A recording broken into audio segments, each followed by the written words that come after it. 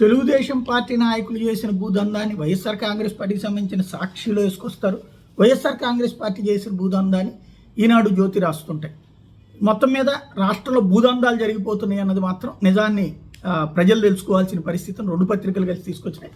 తాజాగా 500 ఎకరాలు మింగేసిన వైకాపా ఎమ్మెల్సీ తమ్ముడు వైసీపీ హయాంలో ఆ పార్టీ నేతలు వారి కుటుంబీకుల భూదాహానికి రాష్ట్ర వ్యాప్తంగా ఎన్ని చోట్ల ప్రభుత్వ భూములు ఆవిరైపోయాయి. వైఎస్ఆర్ జిల్లాలోని వైకాపా ఎమ్మెల్సీ గోవిందరెడ్డి కుటుంబ సభ్యులు భారీగా ప్రభుత్వ భూములు కాజేశారు. నకిలీ పత్రాలు సృష్టించి బినామీ పేర్లతోనూ ఆక్రమించుకున్నారు. రెవెన్యూ అధికారులు సర్వేలో వ్యవహారం నిగ్గుదేలింది. వైఎస్ఆర్ జిల్లా బద్వేలు నియోజకవర్గం కాశీనాయన మండలం నాయనపల్లె గ్రామంలో పరిసరాల్లోని భూముల మీద ఎమ్మెల్సీ సోదరుడు కాశీనాయన జెడ్పీటీసీ సభ్యుడు డి సత్యనారాయణ రెడ్డి కనుబడింది.